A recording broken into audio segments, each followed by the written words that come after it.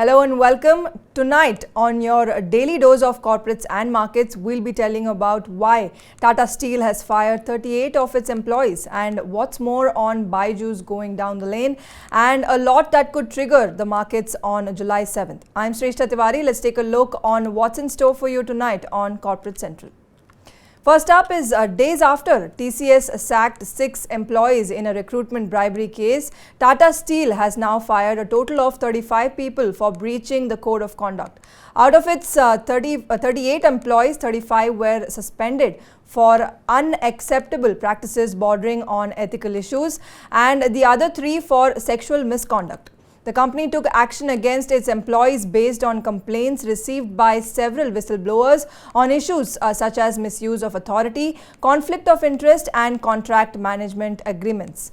Tata Steel received a total of 875 complaints last fiscal year. 158 were related to whistleblowers and 48 were regarding safety, while 669 were on HR and other behavioral issues.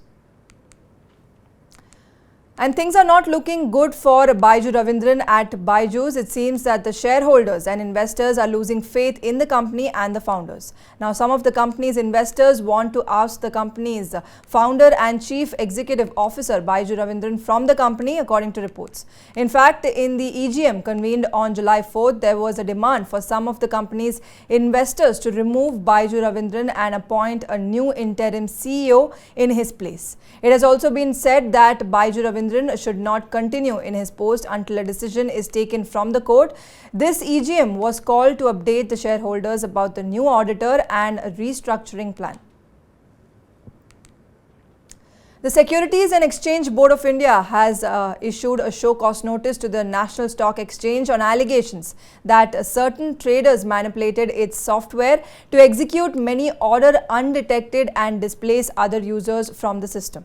The trading access point software scandal was detected in 2013, but the authorities caught up with it during an investigation into the co-location scam by the Income Tax Authority, where former NSE chief executives Chitra Ramakrishna and Ravi Narayan are among the accused. The promoters of the Adani Group, led by Gautam Adani, plan to continue reducing their holdings in group companies to build a liquidity buffer that can be used to tap new opportunities and also invest in other business units. They have already sold stakes to GQG Partners and are in negotiations with other global investors for potential divestments. Talks with a West Asia-based fund are expected to finalize by September. Reliance Jio Infocom is set to sign a $1.7 billion deal with Nokia this week to purchase 5G network equipment. This follows the $2.1 billion worth of equipment ordered by the Indian telecom operator from Ericsson in its attempt to roll out 5G across India this year. The company has already purchased 5G spectrum and plans to invest $25 billion in 5G infrastructure, making its standalone mode the sole holder of 700 MHz band in the country. The contract is likely to be signed as early as Thursday at Nokia's headquarters near Helsinki. The Delhi High Court has allowed global leasing companies to access their aircraft lease to go first for inspection and maintenance purposes, while the airline's operations continue to be stalled.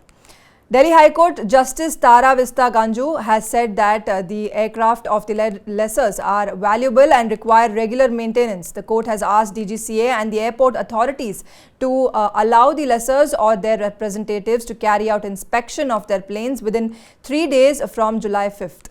The court allowed the lessors to inspect and maintain its engines of all 30 aircrafts it has leased and until final disposal of the writ petitions. Wadia company Bombay Dyeing may sell a part of its land located in the Worli area of Mumbai. The sale value could be in the region of 5,000 crore rupees. It is believed that a big corporate house of Japan is in the race to buy this land. According to the reports, 20 lakh square feet can be used for commercial purposes. The company wants to repay its debt with the amount received by selling this land. The company has a net debt of 3,456 crore rupees at the end of FY23. The Wadia Group has a land bank of 700 acres in Mumbai and its surrounding areas through group companies. And Pharmeasy, a company related to online pharmacy business, plans to raise 2,400 crore rupees through a rights issue. The company has informed the board and investors about this plan. According to a report, Pharmeasy's parent company API Holdings plans to issue new shares at 5 rupees per share, while in 2021 the company raised capital at 50 rupees per share.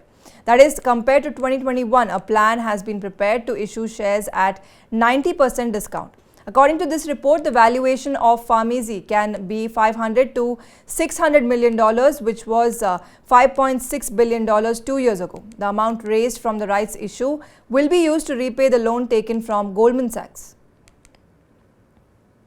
From corporates, now moving on to the trending stocks of the day and also analyze why they are making news today. The stock of Pyramidal Enterprises had a seesaw day on Thursday. The stock opened at 978 rupees with a gain of about 3% and later went up to 982 rupees. But after opening, the stock came under pressure at higher levels and closed with a weakness of about 1%. The initial rise was due to a block deal of 61.1 lakh shares, equivalent to 2.6% of total shares. The deal took place at an average price of 941 rupees, a discount of 1% from Wednesday's closing of 950 rupees. The value of this deal has been estimated at 575 crore rupees. The parties involved in the deal are not known yet, but according to media reports, a foreign institutional investment was planning to sell its stake in the company. Shares of DCB Bank had jumped by 9.9% on Thursday. During the day, stock touched a high of 132.45 rupees, which is very close to its 52-week high of 141.20 rupees. The trigger for the jump was the news that Tata Mutual Fund has got approval from RBI to increase investment in DCB Bank. According to the information received by the bank from RBI on the evening of July 5th, Tata Mutual Fund has got approval to increase its stake in this bank to 7.5% through its schemes.